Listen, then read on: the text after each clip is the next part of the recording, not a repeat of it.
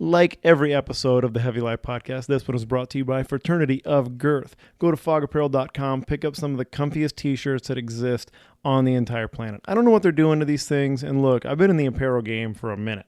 I know my way around t-shirts and stuff, but something that they're doing with these shirts, I mean, maybe they're tossing them with baby wipes, maybe they're slow cooking them with a brisket. I don't know how they're doing it, but they're making some of the comfiest shirts possible out there. I also happen to know I have a little birdie that knows who flew all the way to my ear and told me that they're working on bottoms, they're working on training shorts, and they're working on joggers.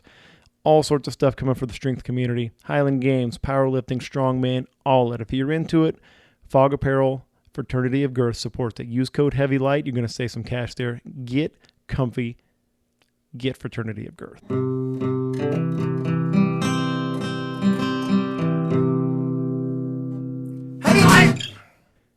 Ooh, I tell you, sometimes what I need to turn the mic on is just having people throw, man. I get excited. There's a couple of games this weekend. There've been a few over the past few weeks.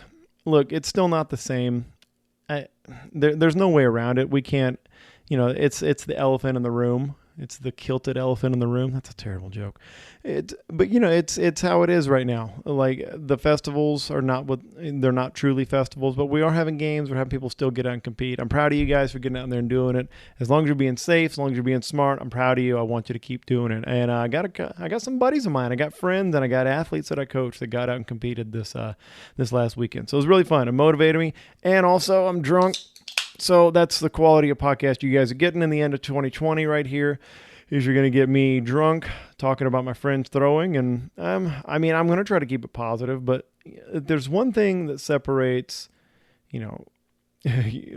separates real friends from fake friends is your real friends you can be super mean to in public on a podcast about the sport that they're doing. So I don't know, should we jump into that first or should we do what's Mike been up to? Let's talk about what Mike's been up to. As I tell you guys all the time, it's my fucking podcast. So I'm going to talk about me. Talk about my favorite subject, me. We bought an RV. I don't know if you follow on social media. I haven't done a lot about the RV there, but we bought an RV. We found one used, and it's been hard to find RVs. We kind of got in this same mode where we have like the mandatory virtual schooling for the kids, and we thought about, okay, let's just make the best of this. If they're going to be virtual, they're going to be on computers. Let's have them be on the road. Let's travel. Let's camp. Let's go fun places, and we've done it. We've got 3 trips under our belt now. We've stayed within the boundaries of Texas, which, gives you plenty of opportunities, but, we haven't gone too far from home. So we've been doing it, and we found this RV, kind of backtracking a little bit. It was really hard. RVs have been all the rage because everybody's in the same mode as we are. And if you have the means and you got the time, you got the ability, a lot of people have been going the RV route. It's a great way to get out. It's one of the only ways you can safely kind of vacation and get out and see everything right now. And it has been, things are a little better now than they have been travel-wise, but, for several months, that was kind of the only possibility, and we definitely bought in. We lucked out. I found one on Facebook Marketplace, pretty good deal. We managed to get the deal done, and so it's good. I think it's a 28-footer, pretty good size. It's got sleeping room for all of us. It looks lovely on the inside. I didn't have to do a bunch of mods, which I kind of would have enjoyed, but it's nice to have stuff ready-made. Anyway, we've been kind of RVing it a little bit. The most recent one was to Concan, Texas, where I have a hunting lease out there west. We just did a little bit of checking on feeders and cameras and stuff like that. Saw some good stuff out there. Saw one good-sized buck, 1 million pigs, like while we're driving around Uvalde, Concan area. It's near Garner State Park, for those that know in Texas, a little bit, kind of west central Texas. And just that place is just lousy with wild pigs, man. It's just loud. The road, there's just like roadkill hogs everywhere. So there's plenty of pork to be gotten out there. So I'll be getting to that as soon as I can. But we didn't really do any hunting. We just kind of went to check stuff out. And we were right on the Frio River where we stayed. So did a little bit of fishing, did a little bit of swimming. Frio River's awesome, man. It's that's such a great Texas. Hey, stop messing with the boom, drunk guy. But yeah, it's such a great destination in Texas, and it was a really good time. We actually took the mother-in-law with us, and it was great having the whole family there, the whole crew, just enjoying the nice cool river. And we had decent weather during that. It wasn't 1,000,000 degrees, so that was pretty cool. I am definitely in hunting season mode now as we're into September. I'm still training pretty regularly. I'm doing, the thing is, I'm down to 195, 196 pounds pretty regularly right now. Shredded, bro. I don't know. I still find a way to look out of shape. Lose 10 pounds. I can still pull it off. I can look out of shape at any size. Fat at any size. Hashtag fat at any size. One of my favorite hashtags.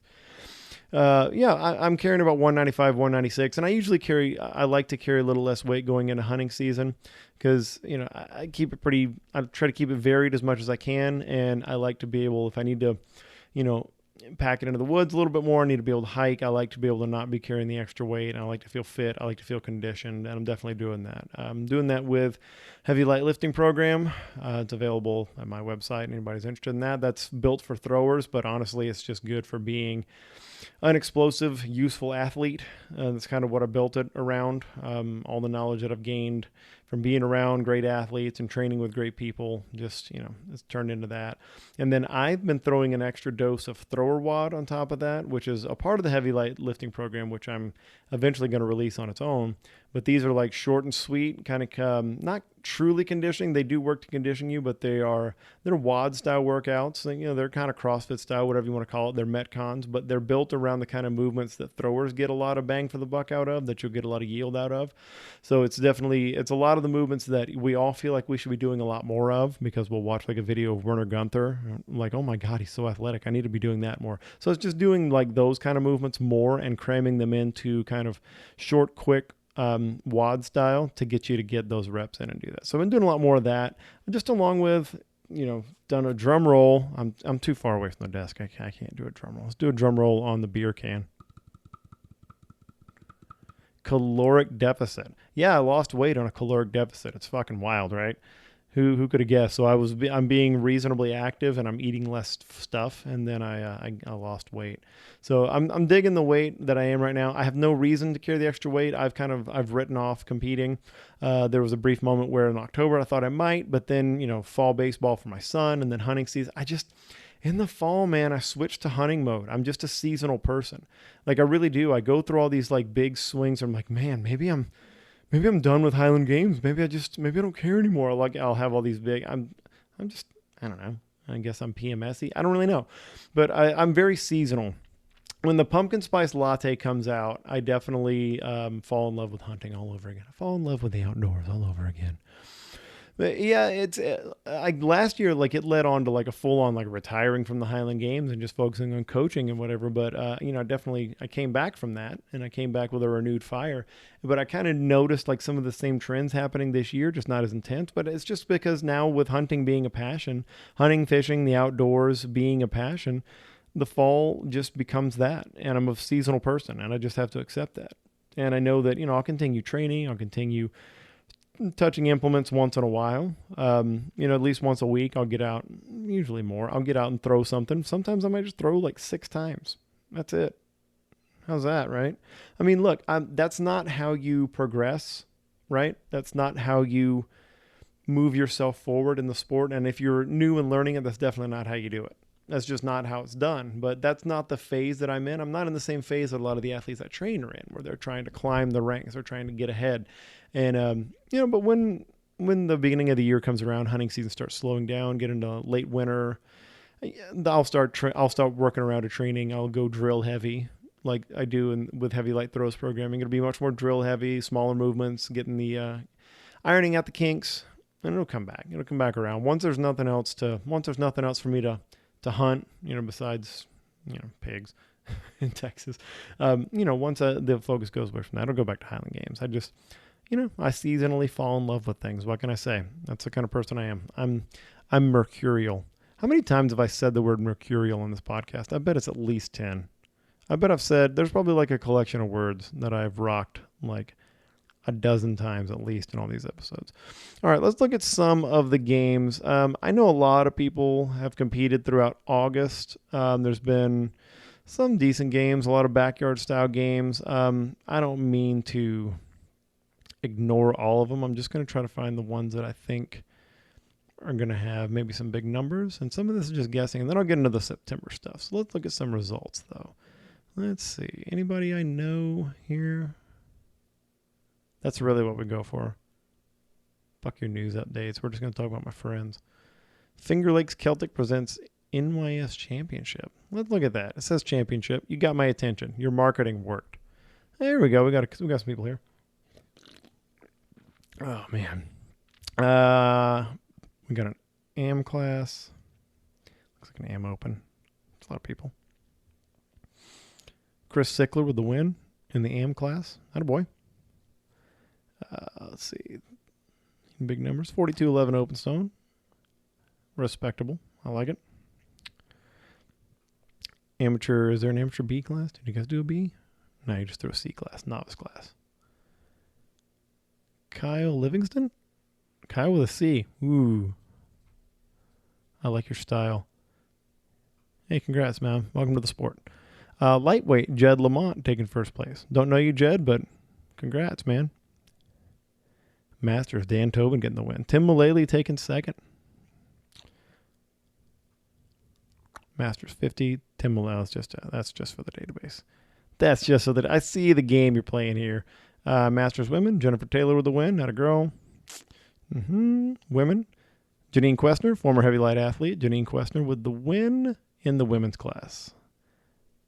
And then in the women's C, probably a newbie class right there. Katria Cornelius. Hey, congrats.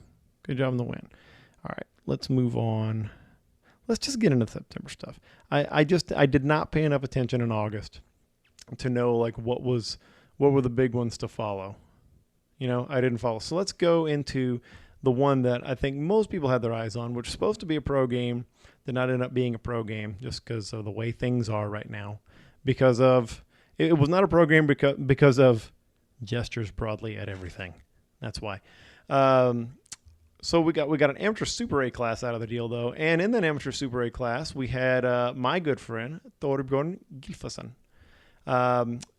He kind of, he and I are in a group chat together, and that's a secret. I shouldn't tell people about that. Then you're going to want to join. So I got some updates from him. I knew kind of where he was heading into this and what his weekend was like, and that's what kind of put it on my radar. So let's go through that class. So that class was in order of placement. Winner, Nick Aston, win the amateur Super A. Had a big day apparently. Thor said he PR'd every event or nearly every event. So let's go through real quick. Braemar Stone. I don't think I've ever thrown with Nick, by the way, so that'll be fun. Braemar Stone, 37.8 That's good. Open Stone, 47.1. Very good, respectable. Heavyweight for distance, 38. 38.5 inch. Nice. 71.11 on the lightweight. 102 on the heavy hammer. Nice. 129.3 on the light hammer. Nice. 1 o'clock on the caber. 28 on the 20-pound sheaf. Always good, man. Anything like 26 plus on the sheaf. It's good, man. That looked like it was a pretty tough sheaf group, too. Looks like everybody was 28. It looks like Charles Fay won it with 31. That a boy.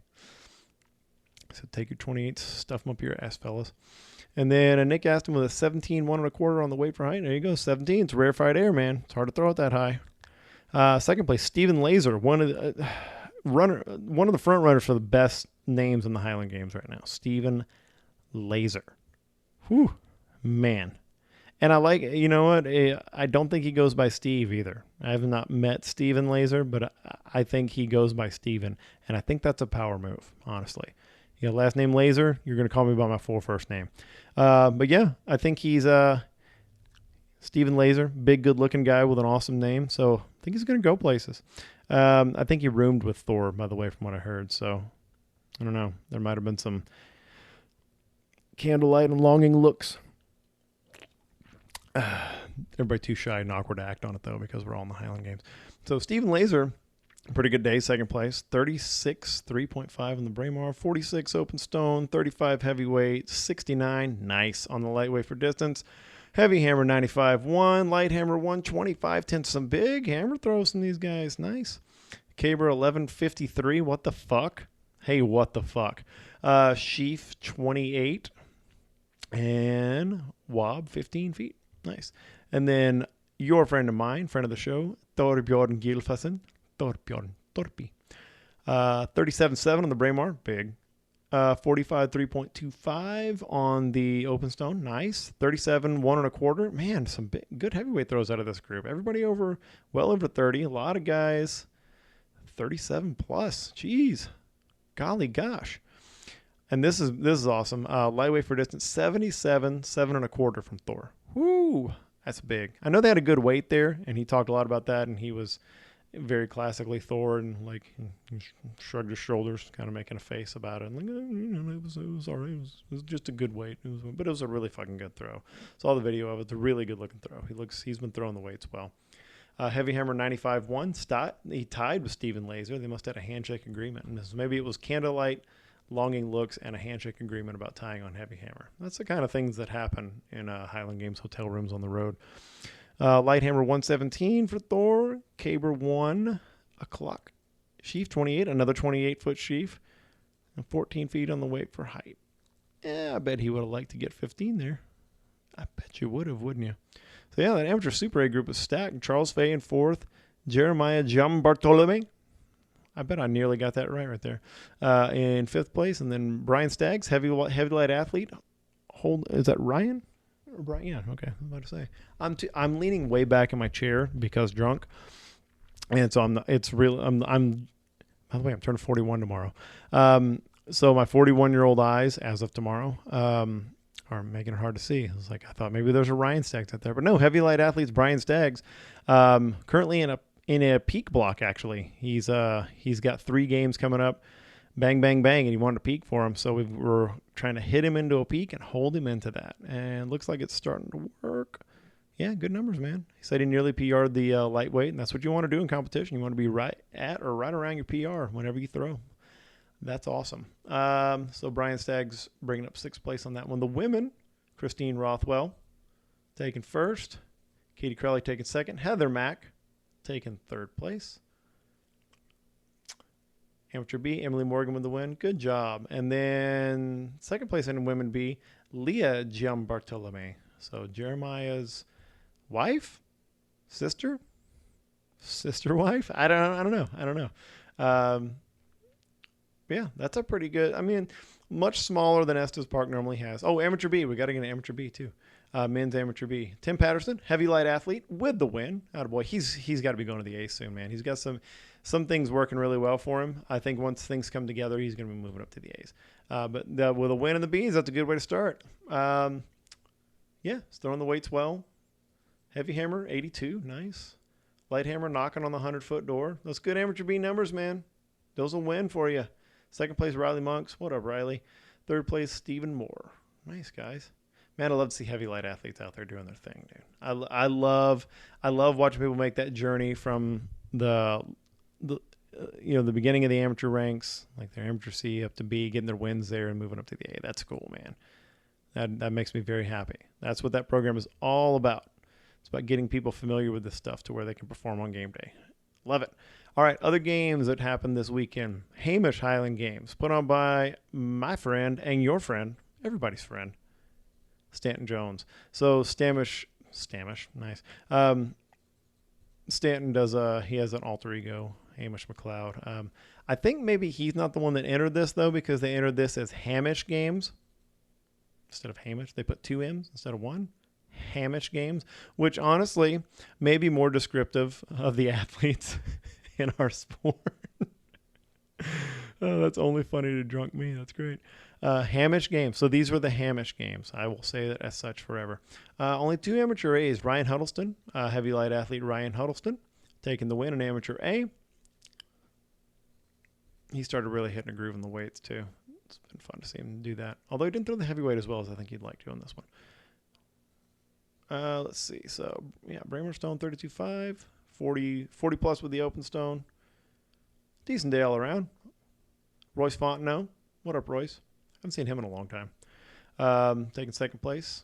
Also last place, depends on how you want to look at it. I keep moving out of the way of this mic. I'm using a different mic, and it doesn't have the sound cone of the other one. So when I get to the side like this, I start mumbling a little bit. But when I get in front of it, it sounds real radio-like. So maybe keep it in front of your mouth where it sounds nice. Amateur B, Ryan Kidder with the win. Attaboy. Amateur C, Ryan Walker in a class of 1. So, hey, man, you did it. Somehow it has you in 5th place, though. You might want to look into that. Oh, I see what they did. They probably ran them as an open and then put their places and then split them out. Aha. Lightweight. The class that really matters, right? So headed up by lightweight masters, but they just run as a lightweight group. That's awesome. Jeremy Irvin, who is, I believe, 196 years old now, took the win in the lightweight class. Atta boy, Irvin. With good numbers still, man. Still throwing well over 30 in the Braemar, nearly 40 in the Open Stone. Good heavyweight. Scratching at 60 with the lightweight. Ted Van Vleck, Masters Sheaf World Record holder, which is how you'd want me to introduce him. Actually, probably want me to just introduce him as boyfriend of Alyssa Hapner. That's probably how he wants to be introduced. He's man, that was a close battle, actually, looking at their numbers. That was really tight. Ted took the win in Sheaf at 30 feet. No surprise there. That's a good lightweight group, man. David Green, Alan Rainey was there. What up, Alan? Kyle Parsons, Kevin Kirby, Nathan Beck, Timothy Butler. Look at all the lightweights, man. Look at that. You got 2 amateurs, amateur A's, 2 amateur B's, 1 amateur C. You have 8 lightweights. I'm so proud of that class, man. I'm so proud that I don't want to say they forced their way in, because it takes a lot of, understanding and cooperation on the part of ADs and other athletes to realize that, hey, this isn't a gimmick. This isn't like a thing we're doing to make somebody feel better. There's just people that aren't as big as the big boys who can compete. I love it, man. I love seeing so many lightweights at all these games. I love the diversity of people. Some of them may just put on weight and go up to the big boy class. Some of them may stay that way forever. I don't know. But it's awesome to see. Masters, Michael Dickens taking the win. He actually had a really good day, too. Dickens had a good day. He just texted me today about something different about Masters World Championship. But just want you to know I've been thinking about you, Dickens. Want you to know I've been thinking about you. Sorry I missed your call, man. I think I was in a hot tub at the time. No, I think I missed my wife's call in a hot tub. I don't know why I missed yours. Probably just because I'm not smart. That's funny. I'm using a podcast to talk to him instead of just talking to him. But, look, it's fucking complicated being me, guys. And it's all my own fault that it's this complicated. I'm not saying, like, circumstances made it this way. When you're born being me and have to live inside my head, it just gets super fucking complicated in there. I make it that way, and I shouldn't. But so now you get to listen to me talk to my friend Michael Dickens through a podcast, which he won't hear until it's published, and to understand why I missed his call. And then now I'm trying to get back to him on the podcast. So just text me back in response to this podcast, and then I'll podcast again to respond back to you, which makes total sense. So Dickens had a good day, though. 36-10 on the Braemar, 46-11 on the Open Stone. Heavyweight, 50 feet, 0.5. Anytime you put that 5 on the board with the 42, that's pretty fucking legit right there. I've never done it. I know, it's hard to believe, right? Hard to believe that I haven't done the most elite things ever. I know. I wake up every day disappointed in myself. Trust me. Hey, slur more, you drunk fuck. Lightweight for distance, 72-2. How about Michael Dickens being 57 years old or whatever the fuck? throwing 72 with the fucking lightweight. That's awesome, man. You're not 57, Dickens. I think you're 56, 55. I don't know. Heavy hammer, 90 feet. Good. Light hammer, 112. Good. Caber, 12. It's a 17-foot, 98-pound caber, though. There's no shit. Everybody 12. Everybody in the Masters class 12 for that fucking caber. Now that I'm looking at it. Hey, heads up. Just because they're over 40 doesn't mean they're not fucking good. Give them a real caber. Give them that fucking A caber. Seriously. Sometimes, I'm not lecturing ADs out here. I'm not lecturing you, Stanton. You know what? I'll lecture you. What the fuck ever. I know you, so I'm going to lecture you. Yeah, I know. There's only so much you control here. I get it. But sometimes, man, your premier class is not who you expect it to be. You expect sometimes the amateur A class, and I know you only had 2. The amateur A class is going to be the premier class or whatever.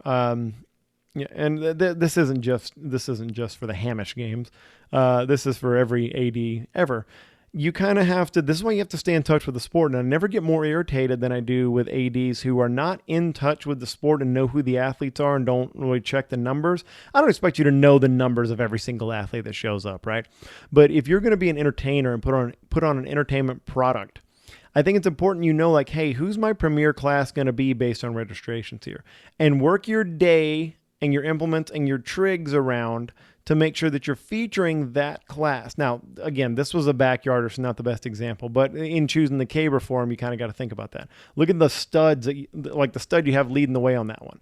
I mean, no offense to the other guys that are throwing there. It falls off a little bit after Mike. It's still a solid group. It's still a solid group of guys that threw good numbers all day, but the drop off after Mike was significant enough to where I can see, you can't give him that. But if you got that stud, man, you got to challenge him a little better caber. And the other guys obviously were game, though, because they all threw 12s. So it's better to have, when you know that group is going to be premier, especially when you got a premier guy in it, you kind of got to adjust accordingly. That's just general advice. I'm not just yelling at Stan there. Don't worry. I mean, again, I'll just yell at him in person when I see him. It'll be fine. So, yeah, Masters would definitely, it looked like they were but yeah, your premier class can be any of those classes. It can be your women. It can be your Masters women. It can be your lightweight. It can be amateur A. I mean, obviously it's going to be pro 99% of the time if you have a pro class, but not necessarily. So, that's my little soapbox there. I guess it's more of it's a little more like a beer case than a soapbox at this point. Then some other split outs for numbers, for database numbers here. Masters women, Joanna Barron with the win, not a girl. Women, Alyssa Hapner with the win, no surprise there.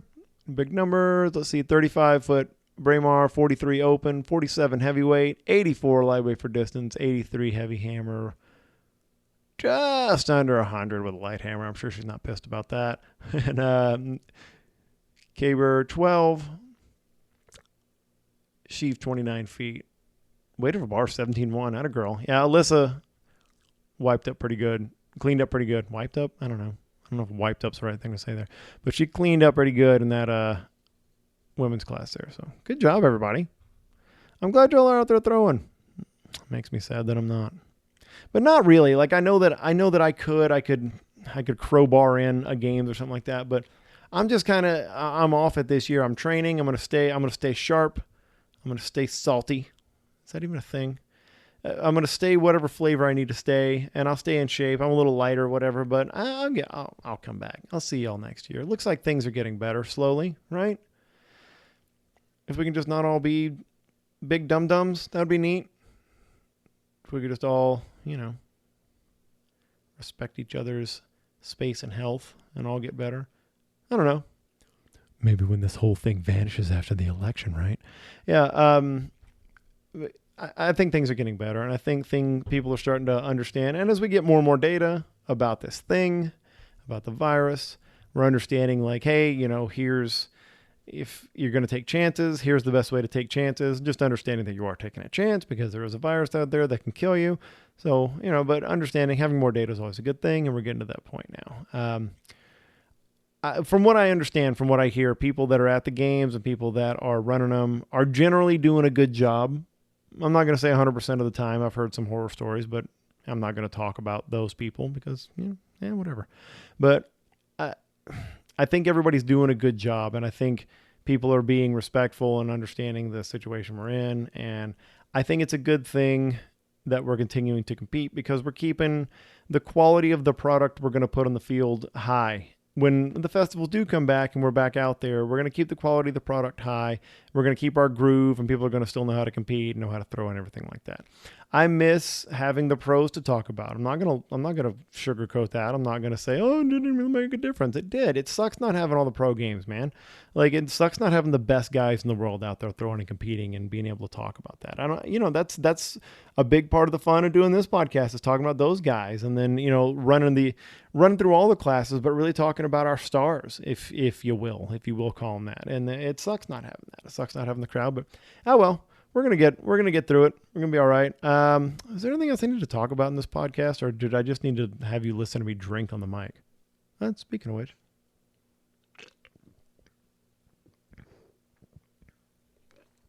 I'm glad we got to share that moment together. What is everybody drinking? I'm curious about that. I feel like I go through a lot of different. I go up and down on drinking. Beer's always a good Texas craft beer is always a mainstay. I do like the hard seltzers. Have you guys had ranch water, by the way? Ranch water is the shit. If you're in Texas or I think in Tennessee, ranch water is I wish I could say they sponsor this podcast, because that would be the greatest sponsor of all time, is to have a booze sponsor. Ooh, let's work on that. Let's work on that, Heavy Light community. Let's work on getting me a booze sponsor for the Heavy Light podcast. That would be very fitting.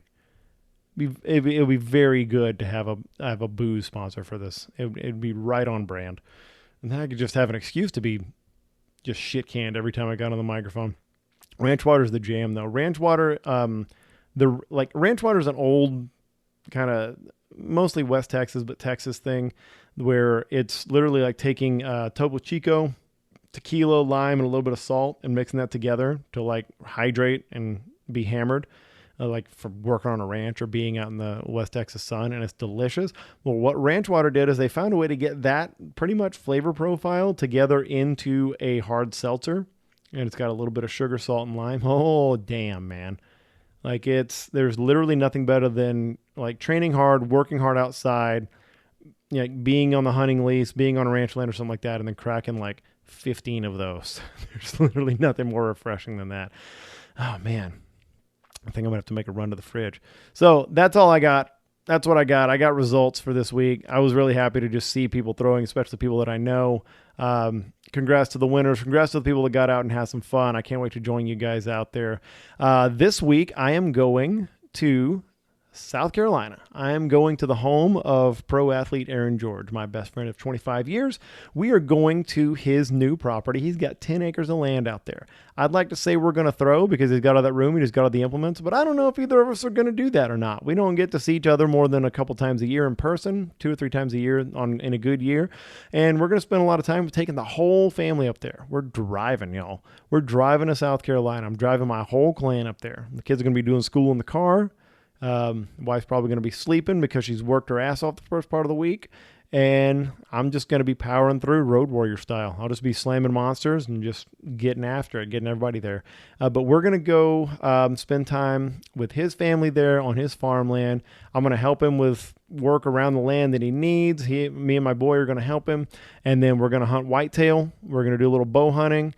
And, everything goes right. We're going to be processing animals, and we'll try to keep you guys up to date on all the stuff that's happening on our social media with that. Mine is Beach with 9 E's. His is on Instagram. Beach, literally 9 E's in the middle, if you didn't know that already. His is Aaron George 81 on Instagram. We'll keep you updated there. And some of that stuff might make it over to the other podcast, and Now You Try podcast might make it to the website. I would almost guarantee that it's going to do that. So I'm really looking forward to that. You'll probably have some content coming out for all my stuff. Coming from him, we always manage to spit out something dumb. Maybe we'll do a podcast. Maybe we'll do a Heavy Light with him. Maybe we'll actually talk about Highland Games, since, we both do that and have done it forever. But, he's been on every podcast and every kind of thing I've ever done ever. But, why stop now? It's fun. It just gives me an excuse to act like the complete dumbass that I am with him and just do it publicly. It's a big win.